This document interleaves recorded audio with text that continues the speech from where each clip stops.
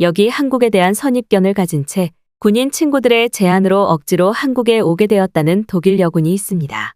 그녀는 군부대 체험 참석을 위해 먼저 중국에 방문했다가 곧바로 뒤이어 한국을 방문하고 난 뒤 이름까지 한국말로 바꿔버리는 엄청난 선택을 하고 말았다고 하는데요. 과연 한국을 방문한 독일 여군에게는 무슨 일이 있었던 것일까요? 안녕하세요. 저는 독일 출신의 니케라고 합니다.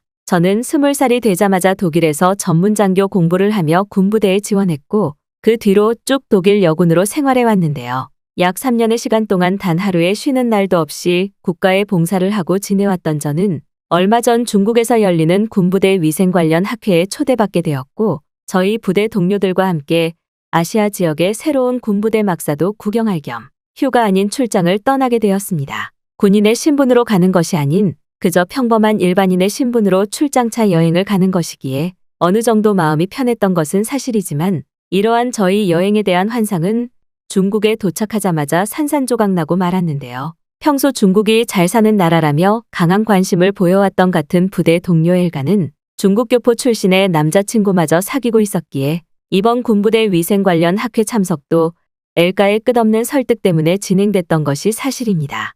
하지만 어렴풋하게나마 중국이 그다지 좋지 않은 나라라고 알고 있었던 저는 그저 단순한 막사 체험을 위해 중국을 가는 것은 위험하지 않냐고 했지만 엘가는 자신의 중국인 남자친구를 만나야 한다는 이유 때문인지 절대 위험한 일은 없다는 말과 함께 요즘 중국은 전 세계의 부자들이 모여드는 안전한 나라라며 난리를 쳤고 결국 저와 몇몇 군인 동료들은 엘가의 설득에 못 이겨 강제적으로 중국으로 향하고 말았죠. 그런데 놀랍게도 중국은 저희가 상상하는 모든 것을 뛰어넘은 어처구니 없는 후진국의 나라였는데요. 특히나 그 중에서도 제일 당황스러웠던 것은 바로 저희가 머무를 호텔에 도착했을 때였습니다. 중국이 부유한 나라라고 했던 엘가의 말과 달리 중국의 호텔은 5성급 호텔을 찾아가도 호텔 로비에서부터 이미 수많은 노숙자들이 무리를 이루어 저와 같은 외국인들에게 가방을 이동시켜주겠다는 제안을 하며 강제적인 돈을 요구했고 더욱 이해할 수 없었던 것은 호텔 로비의 중국인 직원들은 로비의 중국인 노숙자들을 그저 내버려두고 있었기 때문인데요. 심지어 호텔 로비에 있던 중국인 직원들은 평소 위생 상태가 좋지 않은지 로비에서 일하고 있음에도 떡진 머리와 긴 손톱을 보이고 있었고 평소 군인답게 위생에 신경 써왔던 저는 이러한 중국인들의 모습에 기겁할 수밖에 없었습니다. 알고 봤더니 중국인들은 매일 씻는 것을 오히려 욕하는 이상한 문화를 가진 사람들이었고 그래서 그런지 길거리에는 도저히 참을 수 없는 악취가 도시 전체에서 풍겨오고 있었죠. 또한 이에 더해 더욱 충격적이었던 것은 중국 군부대의 막사를 방문했을 때였습니다. 엘가는 자신의 남자친구가 중국 군인과 인연이 있는 사람이라며 군인으로 근무하던 저희에게 중국의 군부대 막사를 보여주겠다고 했는데 그 모습이 가관이었기 때문인데요. 부유하고 선진국이라던 중국은 군부대 막사가 마치 감옥처럼 느껴질 정도로 건물의 시설 상태가 좋지 않았던 것은 물론 불빛을 밝히는 전등조차 없어서 몇몇 중국인 군인들은 촛불로 어두운 곳을 밝히고 있더군요. 정말 부유한 나라라면 그저 LED나 전등불을 켜면 되는 것인데 저는 이러한 중국 군대의 실체에 크게 당황하고 말았고 엘가에게 중국이 정말 부유한 나라가 맞냐며 화를 내고 말았죠. 출장이 아닌 여행의 목적도 있었기에 저는 이러한 불쾌하고 후진국스러운 나라에서 시간을 보내는 것이 비효율적으로 느껴졌고 군부대의 시설마저도 저희 독일보다 훨씬 떨어지는 중국 군대의 막사 모습에 헛웃음이 나올 뿐이었습니다. 심지어 중국 군부대의 식당은 식료품을 살 돈도 없는 것인지 점심시간이었음에도 대다수의 중국 군인들은 그저 감자와 순무로 보이는 반찬만을 먹으며 허기를 달래고 있었고 저는 도대체 이러한 모습을 자랑스럽게 외부에 보여주는 중국의 문화가 이해되지 않을 정도였죠. 결국 저는 엘가에게 말도 하지 않은 채 빨리 중국을 떠나자고 동료들을 설득했고 그러던 중 평소 한국에 관심이 있었던 또 다른 동료 베티는 그럼 이번 휴가의 낭비를 막기 위해 가까운 한국 여행이라도 가지 않겠냐며 뜻밖의 제안을 했습니다. 사실 처음에는 한국이 중국과 그렇게 큰 차이가 있을까라는 생각에 악몽 같은 경험을 2번은 하기 싫어 망설였지만 유감스럽게도 독일로 돌아가는 비행기는 전부 매진되어 있었고 저는 결국 어쩔 수 없이 이번에도 강제적인 외부 환경으로 인해 한국행을 선택할 수밖에 없었죠. 그런데 처음 도착한 한국이라는 나라에서 저는 입국 심사가 끝나고 공항 라운지에 들어서자마자 깜짝 놀라고 말았습니다. 중국과 비슷한 나라일 거라고 예상했던 한국은 충격적이게도 이미 공항에 있는 한국인들의 모습에서부터 부유한 국가라는 느낌이 들었고, 심지어 공항 내부에는 한국인들보다 한국을 방문한 저와 같은 외국인들이 더욱 많이 보였기 때문인데요. 실제로 한국에 오기 전 방문했었던 중국은 공항에서 외국인은커녕 온통 중국인들밖에 없던 것은 물론 중국인들은 기본적인 영어조차 하지 못해서 여행의 길 안내를 받는 것이 너무 힘들었는데 놀랍게도 한국은 여기에서도 많은 차이가 나더군요. 부대 동료들과 함께 공항에 도착하자마자 공항에 있던 한국인 직원분은 저희에게 다가오시더니 무료 와이파이 포켓이라며 저희의 통신사를 무료로 교체시켜 주셨고 휴대폰 문자를 통해 항공여행에 필요한 필수 교통 어플들을 자동으로 설치해 주기까지 했기 때문입니다. 놀랍게도 한국은 휴대폰 어플에 목적지를 입력하면 무슨 교통수단을 타고 가야 되는지 너무나 자세하게 설명이 되어 있었고 이러한 한국의 모습은 정확한 시간에 지하철이 오지 않고 택시조차 훔쳐서 타야만 하는 중국의 후진국 교통 인프라 현실과는 천지 차이였죠. 그렇게 저희는 한국에 도착하자마자 엄청난 선진국의 신문물을 느끼며 감탄하고 있었고 그러던 중 한국 문화에 조금이나마 익숙했던 베티는 일단 지하철을 타고 숙소까지 이동하자며 저희를 지하철로 안내했습니다. 그런데 베티의 안내를 받아 지하철 지하도를 내려가던 저는 눈앞에 보이는 말도 안 되는 광경에 그만 말문이 막히고 말았는데요. 저희와 다르게 앞서 가던 베티는 갑자기 자신의 여행 가방을 지하도 계단 옆에 있던 레일에 내려놓더니 두 손에 아무것도 들지 않은 채로 지하철 계단을 내려갔고 저와 군인 동료들은 그러한 베티의 모습을 보자마자 너무 놀라 소리를 지르고 말았습니다. 사실 처음에는 베티가 여행 가방을 계단에서 놓친 줄 알았는데 알고 봤더니 베티는 계단 옆에 설치되어 있던 짐 레일에 자신의 가방을 내려놓고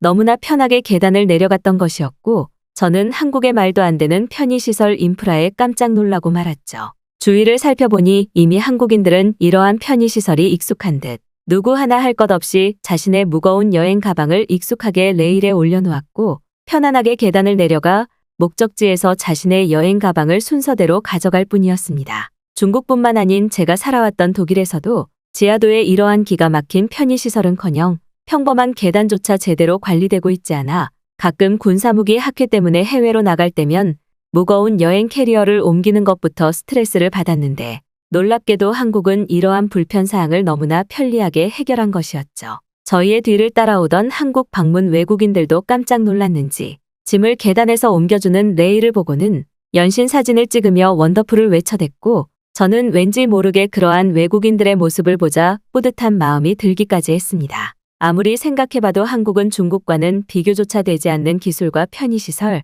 심지어는 부유함을 가진 최선진국의 나라처럼 보였고 이미 한국인들은 이러한 부유하고 편리한 생활이 익숙한 듯 이러한 시설물들을 자연스럽게 이용하고 있더군요. 하지만 베티는 깜짝 놀라는 저희의 모습을 보더니 한국의 놀라움은 이제 시작이라며 코웃음을 쳤고 저는 그 말을 듣자마자 앞으로 펼쳐질 선진국 한국의 모습에 가슴이 설레기 시작했습니다. 그리고 역시나 한국의 진짜 놀라움은 지하철에서 내려 길거리로 나왔을 때부터 본격적으로 시작되었는데요. 베티는 한국의 길거리는 평범하다며 걷기 좋다는 말만 했으나 제 눈앞에 펼쳐진 광경은 전혀 다른 모습이었기 때문입니다. 놀랍게도 한국은 길거리 곳곳에 형형색색의 꽃들이 심어져서 도시를 아름답게 만들고 있었고 마치 공원과 도시가 하나로 합쳐진 것 같은 경이로움마저 느껴졌기 때문이죠. 중국의 길거리를 걸었을 때에는 길거리 곳곳에 노숙자는 물론 언제 세탁을 했는지 모를 정도의 옷을 입고 외국인의 가방만을 노리는 범죄 조직들이 너무 많아서 도시를 산책하는 것 자체가 불가능했는데 한국은 길거리가 깨끗한 것은 물론 도시 어디를 가더라도 꽃과 공원이 길거리에 항상 있었습니다. 한국인들에게는 별것 아닌 평범한 광경일 수 있겠으나 이러한 모습은 제가 태어난 독일에서도 절대 평범하게 볼 수 없는 광경이었고 저의 부대 동료들조차 길거리 주위의 꽃밭을 보며 한국에 있으니 왜 이렇게 마음이 편해지는지 모르겠다는 감탄사를 표하더군요. 단순한 튤립부터 장미, 심지어는 다양한 수목나무들이 길거리 곳곳에 심어져 있었고 이러한 한국의 모습은 국가 자체가 얼마나 부유한 나라인지 도시 미관에서부터 유추할 수 있을 정도였습니다. 중국에서는 그나마 이름이 알려진 대형 공원을 가더라도 다 뽑혀버린 잔디만이 존재하는 형편없는 공원일 뿐이었는데 한국은 도시 미관에도 돈을 사용할 수 있는 부유한 나라인지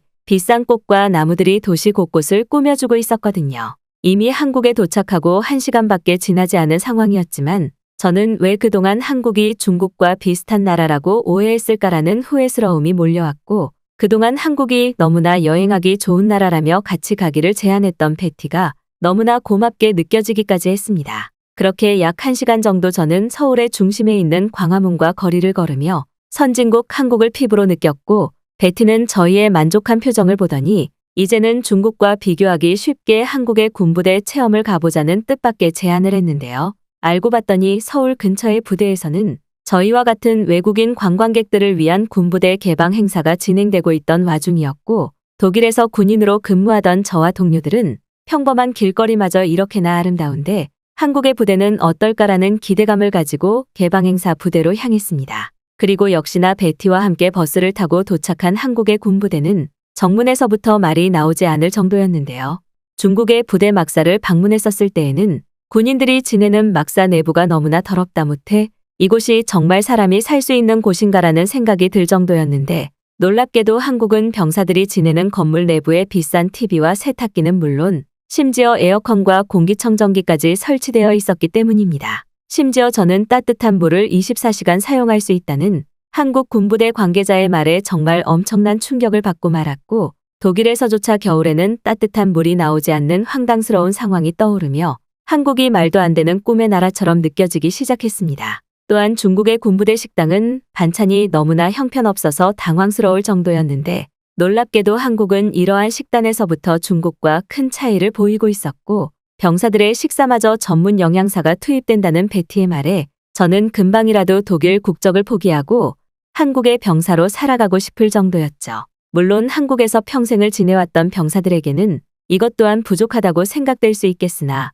한국보다 한참이나 후진국이고 가난한 나라인 중국과 독일의 군부대의 실체를 알고 있던 저에게는 왜 한국이 현재 많은 외국인들의 첫 번째 이민 국가로 꼽히고 있는지 충분히 이해가 되더군요. 심지어 베티는 최근 한국의 군사무기들이 엄청나게 기술적으로 수준이 올라 폴란드는 물론 각종 선진국들까지 한국의 무기를 사기 위해 줄을 서고 있다고 했고, 저는 바로 그때 중국은 절대 한국을 따라잡을 수 없는 나라이면서 국방력마저 수준 미달이라는 것을 완전히 이해했습니다. 평소 중국의 강한 자부심을 보여왔던 저희 동료 엘가에게 한국의 군부대 사진과 급식들을 보여주니 이건 전부 사진일 뿐이라며 거짓말을 하지 말라고 했고, 저는 결국 한국에서 열리고 있는 군부대 체험 행사 현수막까지 보여줄 수밖에 없었죠. 하지만 엘가는 한국의 이러한 모든 것은 전부 중국 군부대의 사진들을 합성해서 만든 것이라는 어처구니 없는 답변만을 했고, 저는 동료들에게 엘가의 황당스러운 문자 내용을 보여주며 앞으로 엘가는 멀리해야 할 것 같다는 말을 할 수밖에 없었습니다. 아무리 자신의 남자친구가 중국인 사람이라고는 하지만 엘가는 완전히 중국에 미쳐버린 것 같았고, 저희가 아무리 한국이 중국보다 훨씬 살기 좋고 병사 관련 시설에서도 좋다는 내용을 사진으로 보여주었으나 끝끝내 믿지 않았기 때문이죠. 심지어 한국 군부대의 화장실은 제가 경험한 화장실 중 제일 쾌적하면서도 규모가 컸는데, 이는 독일의 호텔 화장실과 비교해도 전혀 손색이 없어서 당황스러울 정도였습니다. 결국 저와 동료들은 한국의 군부대 체험을 신청해준 베티에게 감사 인사와 그동안 베티의 말을 오해했다는 미안함을 전달했고, 베티는 이제부터라도 한국이 어떤 나라인지 정확하게 알았으니 그건 그거대로 다행이라는 배려를 보여주더군요. 그 후 베티는 저희 동료들을 이끌고 저녁을 먹자고 했기에 약 2시간가량의 군부대 체험을 마치고 저희는 곧바로 서울의 도심부로 향했는데요. 베티는 이미 예약해놓은 식당이 있다며 저희 부대 동료들을 이끌고 길거리에 있던 한 식당으로 들어갔고, 저는 식당 입구에 멈춰서자마자 기겁할 수밖에 없었습니다. 평범한 식당문처럼 보이던 그곳에는 도저히 이해할 수 없는 전자패드가 설치되어 있었고, 베티는 이미 이러한 상황이 익숙한 듯 전자패드에 자신의 휴대폰 번호를 입력했기 때문인데요. 그랬습니다. 알고 봤더니 그곳은 한국에서 외국인들에게 꽤나 유명한 고깃집이었는데, 더운 여름날 밖에서 줄을 설 필요 없이 그저 자신의 휴대폰 번호를 패드에 입력해놓고 알람이 오면 방문하면 되는 한국만의 신기술이 접목되어 있더군요.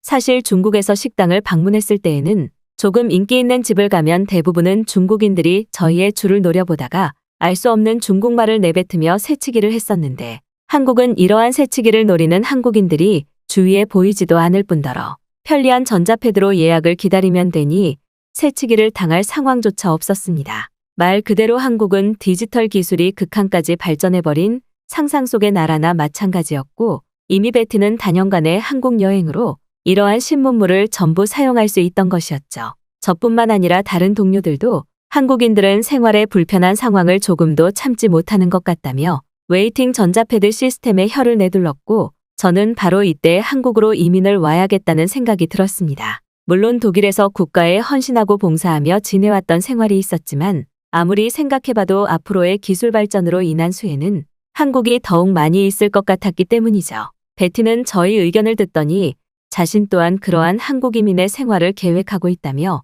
저와 함께 비슷한 날짜에 독일의 군대를 전역하기로 했고 저는 선진국 한국을 소개해준 베티에게 너무나 감사한 마음이 들었습니다. 그 후 한국에서 약 일주일 동안의 영화 같은 휴가를 마친 저는 독일로 돌아가자마자 보고서를 작성하고 6개월의 부대 전역대기를 신청했는데요. 어쩌면 한국의 소중함을 더욱 뼈저리게 느낄 수 있었던 것은 그와 반대되는 대표 후진국 중국이 있었기에 저의 한국 이민 선택이 가능했던 것 같습니다.